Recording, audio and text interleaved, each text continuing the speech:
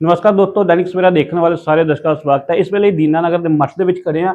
ਉਹ ਦੱਸਦੇ ਕਿ ਪੁਰਾਣਾ ਇਤਿਹਾਸ ਹੈ, ਇਤਿਹਾਸ ਦੇ ਬਾਰੇ ਜਾਣਨਾ ਪਾਵਾਂਗੇ। ਉਹ ਦੱਸਾਂਗੇ ਇਤਿਹਾਸ ਕਾਫੀ ਜ਼ਿਆਦਾ ਪ੍ਰਾਚੀਨ ਇਤਿਹਾਸ ਹੈਗਾ, ਹੋਰ ਅੰਗਰੇਜ਼ਾਂ ਟਾਈਮ ਦਾ ਵੀ ਇਤਿਹਾਸ ਹੈਗਾ। ਹੋਰ ਦੱਸਿਆ ਆਜ਼ਾਦੀ ਤੋਂ ਪਹਿਲਾਂ ਵੀ ਕਾਫੀ ਜ਼ਿਆਦਾ ਇਤਿਹਾਸ ਹੈਗਾ।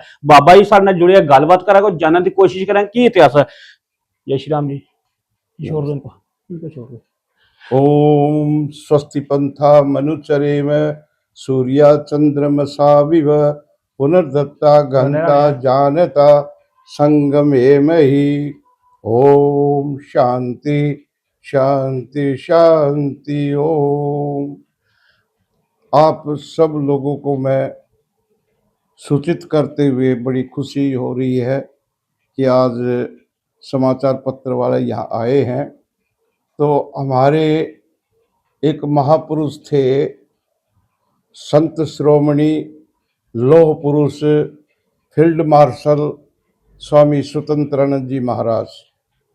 उनके मन में ख्याल आया कि ऐसी संस्था बनाई जाए जब विद्या का प्रसार प्रसार किया जाए, गरीब लोगों को मुफ्त दवाइयाँ दी जाए और अशुद्ध आयुर्वेदिक औषधियों का निर्माण हो।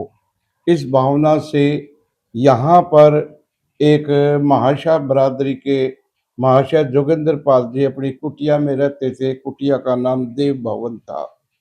तो उस कुटिया में रहते थे। स्वामी जी को ये जगह बहुत पसंद आई। क्यों पसंद आई कि अंग्रेजों ने एक बार स्वामी जी को लाहौर में गिरफ्तार कर लिया था 1926 के अंदर, और सारे लाहौर के अंदर बगावत हो गई थी। तब स्वामी जी को वहाँ से पकड़ करके अंग्रेजों ने इस जंगल के अंदर नज़रबंद कर दिया था। और नज़रबंद जब स्वामी जी को इस जंगल में किया तो स्वामी जी को ये जंगल बहुत प्यारा और अच्छा शांतिप्रद लगा। तो उनके मन में संकल्प लिया कि यदि कोई संस्था बनानी है, दयानंद मठ की स्थापना करनी, तो यही करनी है। जब उन्होंने कहा लोगों को कि मैं दयानंद मठ की स्थापना करना चाहता हूँ, बहुत विरोध हुआ। अंग्रेजों ने भी घोषणा कर दी कि कोई इस बागी साधु को मठ बनाने के लिए जगह देगा तो उसके बाल बच्चों को कोल्लू में पिटा दिया जाएगा। तो इसलिए बड़े बड़े जमींदार थे यहाँ, बड़े बड़े सेठ थे यहाँ पर, किसी ने भी कोई जगह नहीं दी। पर एक गरीब 2 कनाल जमीन जिसके पास थी, महाशय जोगेंद्र पाल, जो इसी 2 कनाल जमीन पर अपने बच्चे पालता था, उसने कहा कि सरकार मुझे कोल्लू में पिड़ा दे, मेरे बच्चों को कोल्लू में पिड़ा दे, पर संत की इच्छा है, इसलिए संत की इच्छा को पूरा करने के लिए 2 कनाल जगह मैं देता हूँ। उन्होंने जगह दी और यहाँ पर दयानंद मठ की स्थापना हुई। और इस दयानंद मठ की जगह से बड़े बड़े देश भगत पैदा हुए और देश की रक्षा करने के लिए जो इधर उधर भटक रहे थे उनके भोजन आदि की व्यवस्था की, उनके पट्टी, उनके बीमारी, उनका इलाज कराने का प्रबंध किया गया और दयानंद संस्कृत महाविद्यालय की स्थापना की गई। और यहाँ के पढ़े हुए बड़े बड़े देश भगत पैदा हुए, जिनमें दीनानगर के थे पंडित धर्मपाल जी, जिन्होंने सीआईडी का काम किया पाकिस्तान के अंदर रह करके। पंडित रुचिराम, जिनकी पुस्तक आज भी लाइब्रेरी में है। अरब में 7 साल अरब के अंदर गुरु की आज्ञा से स्वामी स्वतंत्रानंद जी महाराज ने अपने शिष्य को आदेश दिया, पंडित रुचिराम जी आपने अरब देशों में जाकर के ऋषि दयानंद जो वेदों का प्रचार प्रसार करते थे, वेदों का प्रचार प्रसार करना है और आपने जाना है। मैं आपको किराया नहीं दे सकता, मैं आपकी कोई सहायता नहीं कर सकता, परंतु वो मुसलमानों के जत्थे में मिल करके मौलवी का रूप धारण करके अरब में 7 साल लगा करके वैदिक धर्म की धुन भी बजाई, हिंदू धर्म का प्रसार प्रसार किया। और ऐसे महान पुरुषों का यहाँ पर प्रादुर्भाव हुआ। उन्होंने स्वामी स्वतंत्रानंद जी शिक्षा दीक्षा लेकर के इस देश धर्म जाति के लिए कुर्बान हुए। एक नहीं अनेकों, में कितनों के नाम बताऊं। पंडित रुचिराम के एक साथी थे पंडित रामचंद्र, जो बाद में संत श्रोमणी स्वामी सर्वानंद जी बने, जिन्होंने मठ को आगे चलाया स्वामी स्वतंत्रानंद जी महाराज के बाद। और यहाँ पर संस्कृत विद्यालय की स्थापना की, या विदेश में भेजा। और आज भी उसी परंपरा के अनुसार यहाँ कार्य होता है, संस्कृत का प्रचार प्रसार होता है। और ओनली भिक्षावृत्ति करके, जो भारतवर्ष के किसी कोने में भी नहीं है, यह भिक्षावृत्ति करके दीनानगर से दो दो फूल के एक एक घर से ला करके या बैठ कर खा करके, और ब्रह्मचारी लोग यहाँ पढ़ते हैं, बड़े बड़े आचार्य यहाँ पढ़ाते हैं, और देश धर्म जाति का पाकिस्तान की सीमा तक प्रचार प्रसार करते हैं, और घर घर के अंदर जा करके मानव मात्र की शिक्षा देते हैं कि परमात्मा ने मानव पैदा किए हैं, हम सब मानव है, ये जाति पाति अतर पतर ये तो हमें कमजोर करने के लिए, देश को धर्म को कमजोर करने के लिए ये हमारे विधर्मियों ने रचना की है। तो आओ हम अपने महापुरुषों की भावना को समझ करके उसके अनुसार अपने जीवन को बढ़ा करके देश और उस जाति के लिए कार्य करें और अपने देश को आगे बढ़ाएं। यही हमारा लक्ष्य होना चाहिए, यही हमारा उद्देश्य होना चाहिए। देश सुधरेगा, देश महान बनेगा तो हम महान बनेंगे। तो आओ हम अपने देश को महान बनाने के लिए संकल्प लें और भारत को महान बनाएंगे। ऐसा हमारा संकल्प होगा तो हमारा मनुष्य जीवन सफल होगा। मैं ज्यादा नहीं कहता हूँ। जैसे कि आप बात की गई थी, आपसे पहले ही बात की गई थी, जहाँ जंगल होता था और छुपने के लिए जगह दी गई थी, वो कैसे देखती थी? यहाँ पहले जंगल होता था और इस जंगल के अंदर स्वामी स्वतंत्रानंद जी को ला करके अंग्रेजों ने नजरबंद किया था। लाहौर के अंदर 1926 के अंदर एक स्वामी स्वतंत्रानंद जी महाराज के खिलाफ मुसलमान जाति ने विद्रोह खड़ा कर दिया था और स्वामी स्वतंत्रानंद जी को फिर यहाँ पर देव भवन एक कुटिया थी महाशय जोगेंद्र पाल की, इस कुटिया के अंदर नजरबंद किया था।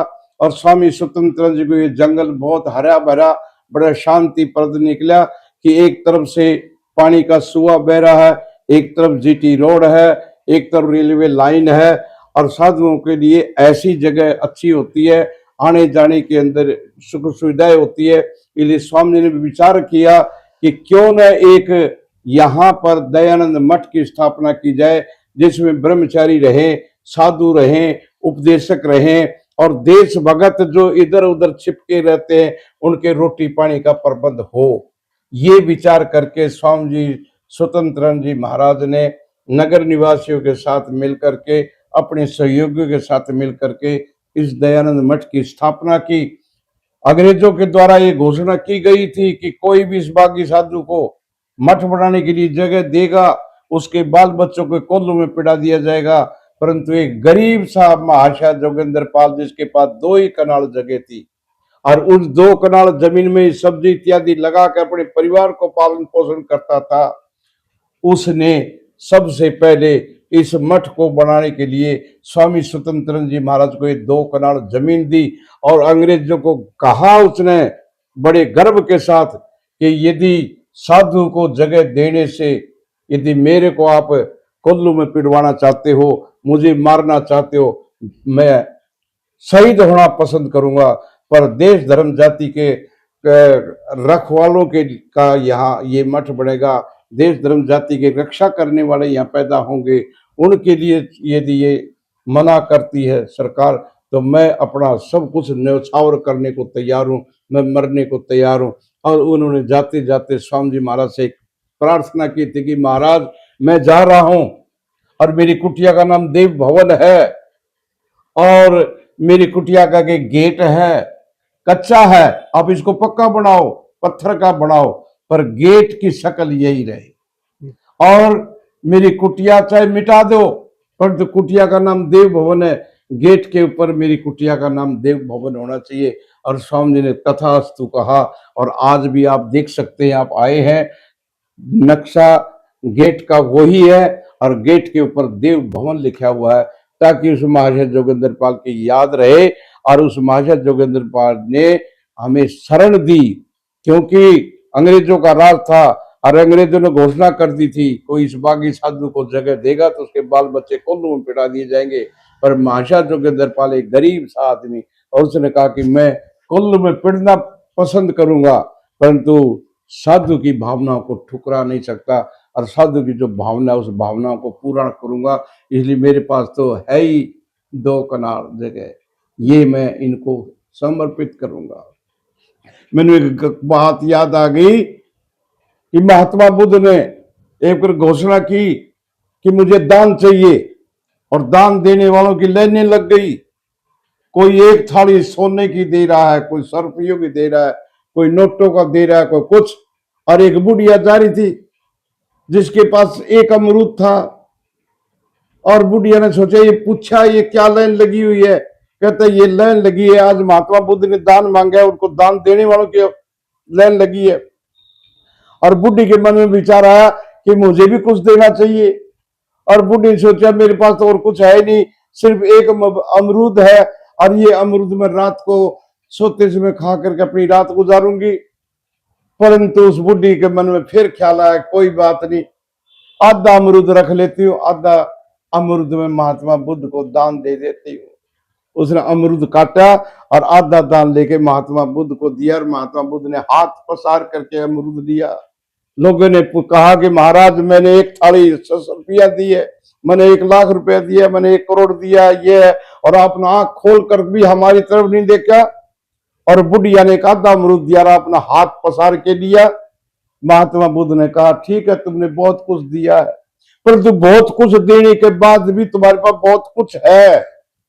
बुढ़िया के पास तो अमरूद ही एक था, और उस एक अमरूद के अंदर से आधा काट करके दे दिया। उसको खाने के लिए एक अमरूद था, रात गुजारने के लिए, और उसमें से भी आधा दिया, आधा रखा अपने खाने के लिए।